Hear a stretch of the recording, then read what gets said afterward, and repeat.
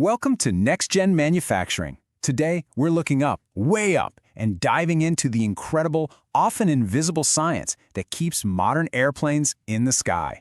This is all about how we don't just build planes to fly, but how we're building them for the future. So let's just start with a mind-bending question. Think about it. A massive 500-ton airplane gets thrown around by turbulence. It gets squeezed and stretched by pressure changes on every single flight. And it does this for 30 years. How does it not just fall apart? Well, the answer isn't just about using strong metal. It's about a really deep understanding of how that metal gets tired. So here's our flight plan for this explainer. First, we're going to talk about the invisible threat that engineers are always fighting. Then, we'll zoom right into the microscopic level to see how a piece of metal actually gets tired. After that, we'll explore how we can predict the breaking point and how we decode the messy, chaotic stresses of a real flight. Then, things get really interesting with the science of literally living with cracks.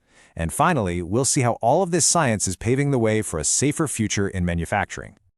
All right, first up, let's get to know the #1 enemy of any aircraft structure, this invisible, relentless force called metal fatigue. Now, the key phrase here, the thing you really got to get is well below its ultimate strength.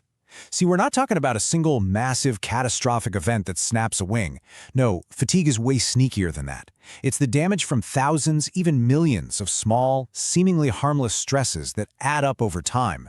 That's what makes it so dangerous and so critical to understand in aerospace. So what is actually happening inside the metal when we say it's getting tired? To get that, we need to take a look at what our planes are actually made of. If you look at a modern airliner, it's mostly built from light alloys. You're talking about 70% aluminum alloys, another 6% in titanium. These materials are amazing, right? They're picked for their incredible strength-to-weight ratio. But because they make up so much of the plane, understanding exactly how they fatigue isn't just important, it's everything. You see, fatigue damage doesn't happen all at once. It's a slow process, a life cycle. It starts with the birth, these tiny, tiny microcracks forming inside the metal's crystal structure. Then comes nucleation, where those little cracks start to grow and connect with their neighbors. Eventually, they coalesce, linking up to form one bigger macroscopic crack you could actually see. And from there, it's the propagation phase. With every flight, every bump of turbulence, that crack grows just a little bit more, heading towards failure. Okay, knowing the process is one thing, but how in the world do you predict it? How do you design an entire airplane around it? Well, that's where the tools of fatigue analysis come in. This right here, this is the cornerstone. It's called a Wohler curve. Honestly, you can just think of it as a fatigue map for a material. On one axis, you've got the amount of stress. On the other, the number of times you can apply that stress before the material breaks. Engineers spend countless hours in the lab creating these maps for every single alloy used in an aircraft. And that map shows 3 different zones. Way over on the left, you've got really high stress that leads to failure super quickly. That's oligocyclic fatigue. On the far right, you have stresses so low the material could basically last forever. Unlimited endurance. But for aviation, the sweet spot, the place where all the design happens, is right in the middle. Limited endurance. You're designing for a finite life, but a very, very long one. It's a masterclass in compromise. Now, here's the catch.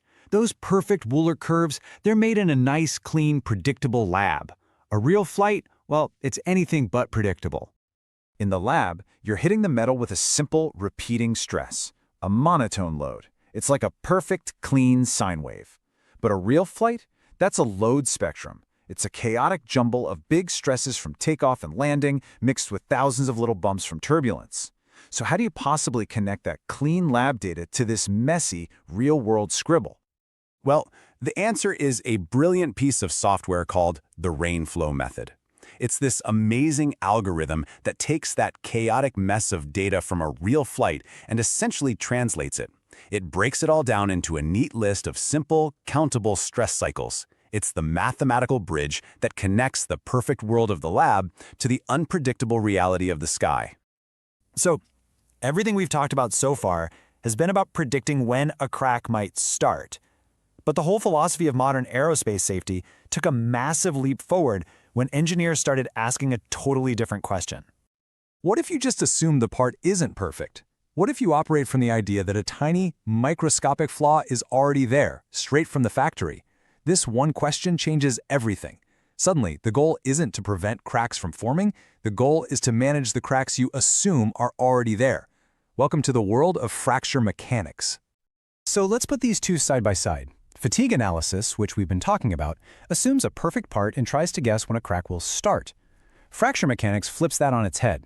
It assumes a flaw already exists, and its job is to predict how fast that crack will grow.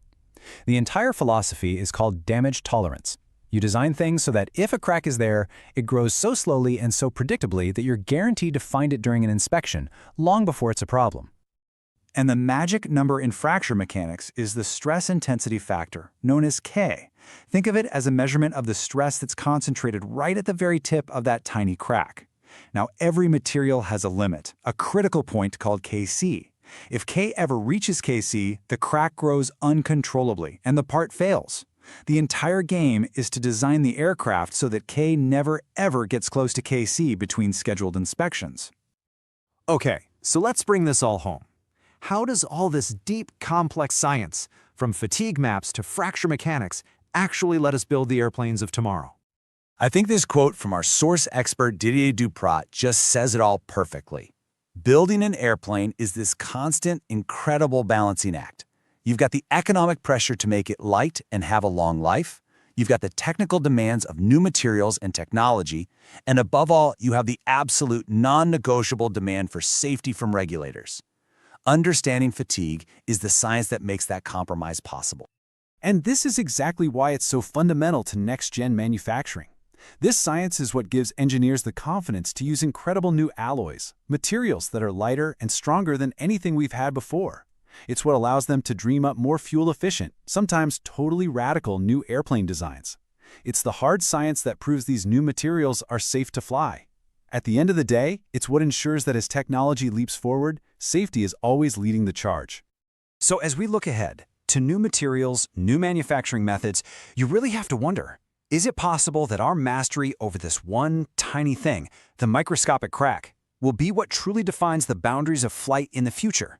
How high we can go, how fast, and how far? It's a fascinating thought to end on for this edition of Next Gen Manufacturing.